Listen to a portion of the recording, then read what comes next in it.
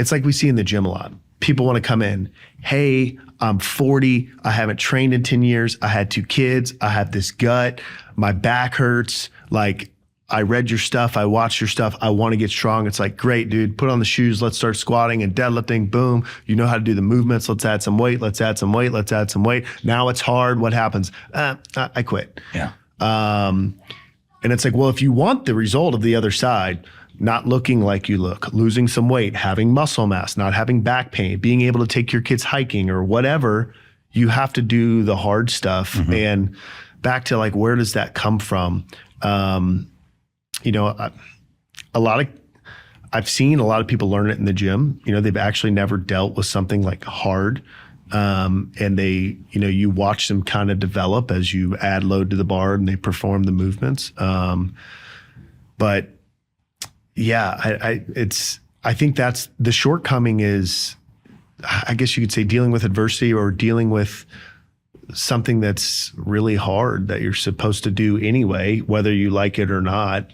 It's something in there, and I'd have to send that off to my brothers for them to answer. Yeah, they'll take it and then put in nice fancy words. I've heard a lot of people say, like, Joe Rogan's an obvious example where he talks about like, the workout sucks, but that's the point. Like, most days he doesn't actually enjoy the workout. Like, most days he dreads the workout. And you talk to a lot of people who have achieved great things and done huge distances. Like, the fact that it sucks is the entire point. Yes, it's the process. Right. Like, that's what I always tell people, and I always tell them, hey, zoom out for a second. Mm-hmm. First, let's think about why we're doing this.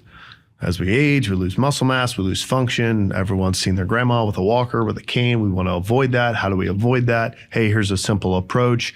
And then it's like, when you start, because you're so weak, you're always making progress, always making progress, always making progress. And then it starts to plateau. If it didn't, you and I would both be squatting 1,000 pounds for 3 sets 5. We're not. And then it becomes like, hey, it's the process of me always trying to get stronger. Mm-hmm. You know, I'll often tell people that, you know, want coaching help, but maybe they don't want to pay for it. And they're like, hey, how do I program? I'm like, hey, when you go squat, you need to do 15 hard reps. And it needs to be hard enough that when you walk into the gym, you really don't want to do it. I don't care what the number is on the bar.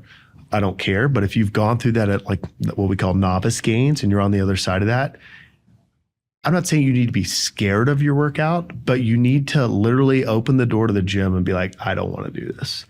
And that's the point. And it's that process. And that's where the results come from. That's where all the benefits come from.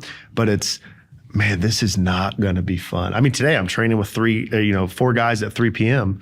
and I'm already thinking about my deadlift. I'm like, oh, I do not, like, can't we just go to lunch? But that's the point, right? Yeah. But I still feel that. And a lot of people think, I don't think I'm that strong, but I'm stronger than the average person, I guess. And people think like, oh, you're stronger. You don't feel like that. I'm like, I'd make the argument I feel like that even more, right? It's like owning a business. Like, the more exposed you are, it's like, hey, things are going great. Yeah, they are, but I also know how bad they could go. Right. Totally.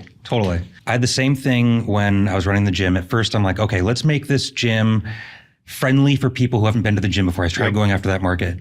The thing is, people who are out of shape are bad customers for gyms. Yes, it's true. It's true. The likelihood of them actually changing their behavior and becoming a client for years and years is almost zero. Right. And I am not in the self-improvement, like, I'm not a psychologist or whatever. I can help them with that. Like, yeah, exactly. So really the market to go after is people who love fitness, people who have already had a membership at another gym for 15 years. Yes. And you just have to do a better job than the other gym they were at.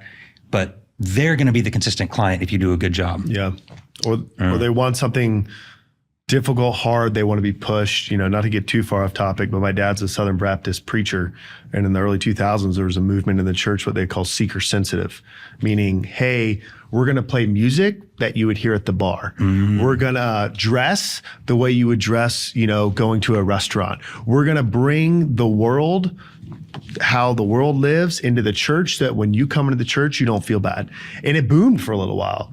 And then it plummeted. And why did it plummet? Because people go to church because they want something to change in their life. They want conviction. They're already convicted and they want to be taught. And there's so much I've taken from my dad that again, it's like kind of the Marine Corps that you just subconsciously don't even realize of, hey, you don't want to work hard. You don't want to get stronger. You don't want to be worried about if your squat goes up.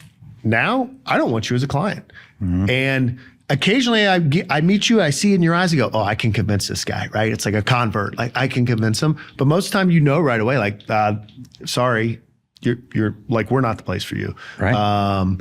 And so it's, the tailoring your business to realizing who your client is. That's the hardest part. I mean, that's people always say, if you build it, they will come.